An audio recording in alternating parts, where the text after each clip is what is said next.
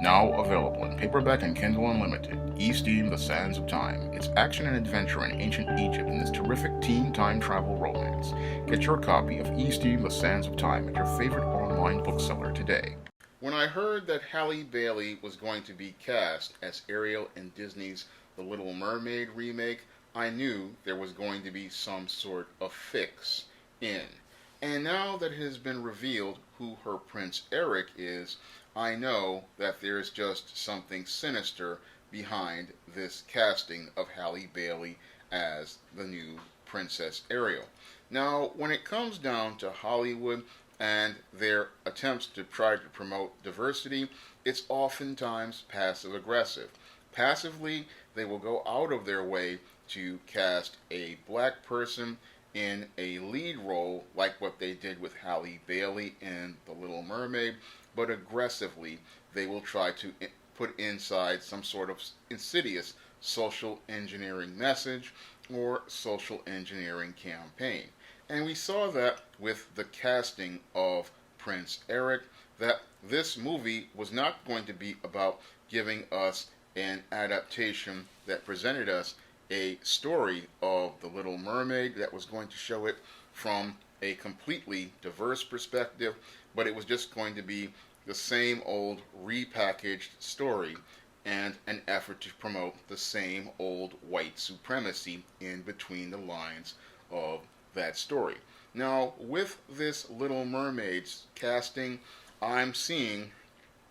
another attempt at social engineering. And what the media has been doing over the last couple of years, it has been trying to socially engineer the idea in black women's minds that white men find them attractive, white men find them desirable, and white men see them as a love interest. And now they're trying to put that type of idea in the minds of young black girls, and they started very insidiously with movies like The Hunger Games, where they had the black girl pining for the white boy, Spider-Man Homecoming, and Spider-Man Far From Home, where they changed Mary Jane Watson into a character called MJ, had her played by Zendaya, and then had your Tom Holland Spider-Man pining for the black girl. Moreover, even before MJ came along, they had Spider-Man pining over Liz, another black girl,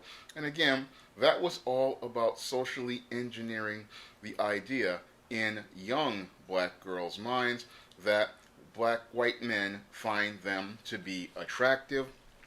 white men find them to be desirable, and white men will make them their first choice. And with The Little Mermaid, we see this social engineering campaign continuing in media and again targeting younger children in an effort to promote the idea of socially engineering the idea that white men find black women attractive, white men find black women desirable, and white men will make black women their first choice for a love interest. And this has been going on all throughout media, everywhere we go in media, whether it be commercials, television shows, or movies. They're always showing you an image of a white man pursuing a relationship with a black woman. And again, this is by design because that's what media wants to do is program an idea in people's minds. And if you continue to repeat an image or a pattern of images, what people will do is start to believe it as a social norm. And it's clear that somebody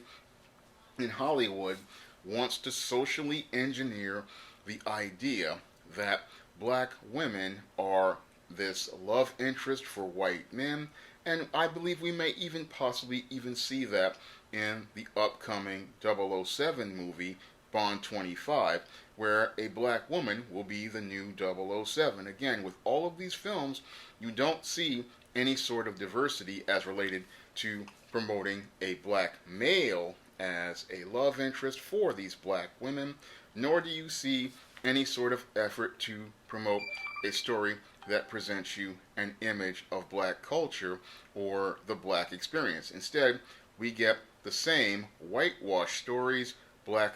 women being cast in hand-me-down roles, and then us being shown a white male as either a prince or a savior, and that this white man will go out of his way to pull this black woman up. And that's what we're going to get in this Little Mermaid, where under the sea is a metaphor,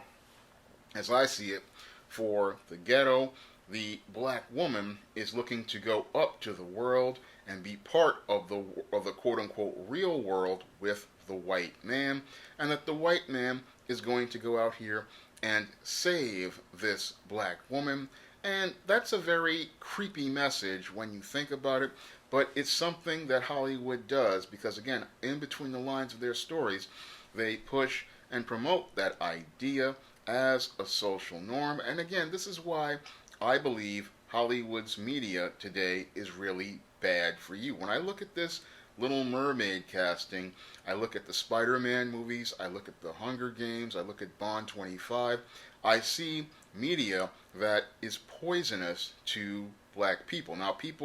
black folks will be entertained by this media on the surface, but they're not thinking critically about the messages being presented in this media. And this media is designed to go after your girls because most people in white America and corporate America know that the black woman controls the black economy. Moreover, the black woman is the first teacher of culture. And if they can get to her young enough, they can and get her to buy into this culture of white supremacy and this socially engineered idea that the white man is supreme, the white man should be her first choice, the white man should be her first choice for love, and that the white man is the best man to be with. They can get a consumer for life, and they can get a woman who will go out here of her way to pursue relationships with white men and pursue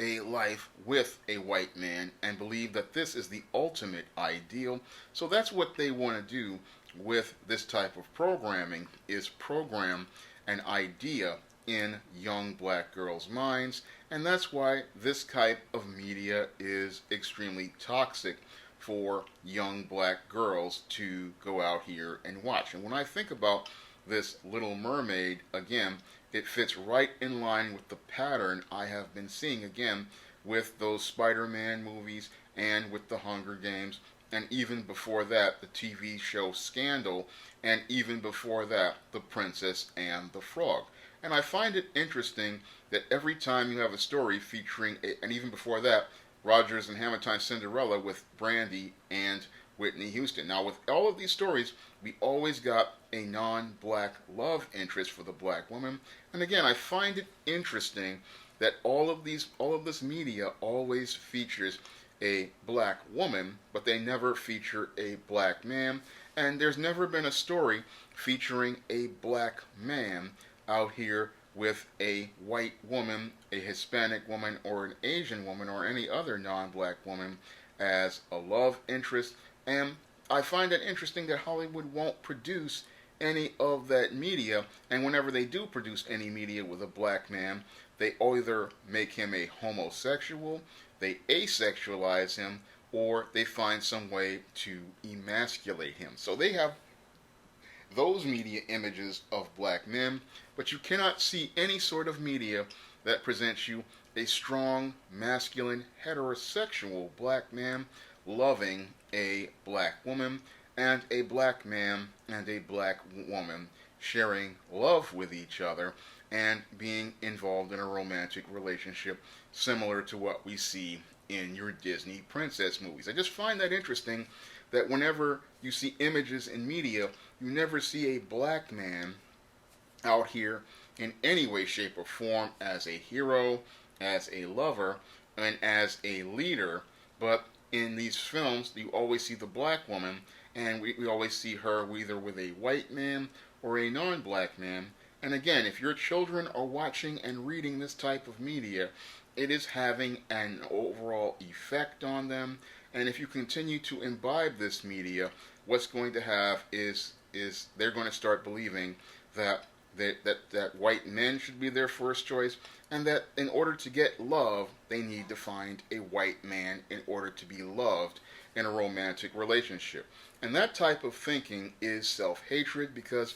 a healthy black girl should be out here looking for love with a black man, and should be looking for love because that man, like her father, is the model for manhood, and they should be looking for love from a man just like themselves. Now, some would say that that would be racist, but when most people are out here, they're taught to look for white men to love. I mean, white women are taught to look for white men to love, and Asian women are taught to look for Asian men to love, and Hispanic women are taught to look for Hispanic men to love, and Arab men are taught to look for Arab women to love, but black women, oftentimes by our media, are always taught to look for a white man or a non-black man, and that's really sad because it shows how much self-hatred is programmed into our media, because in most American media, we are always shown that a black woman, the only way for her to find love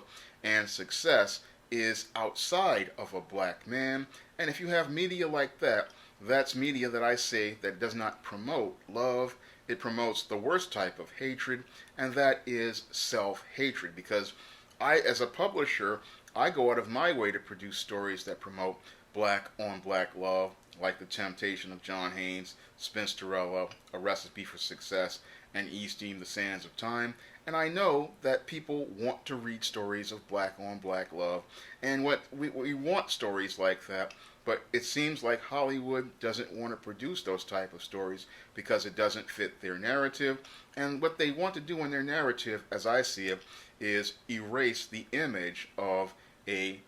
black man who can be a leader, a black man who can be a protector, a black man who can be a provider, a black man who has all the qualities that a woman would want to desire in a man. We don't get to see those in media. No, instead, we get pushed a socially engineered agenda designed to promote swirling and designed to promote interracial relationships between black women and white men, but never wants to promote the idea of black men loving black women.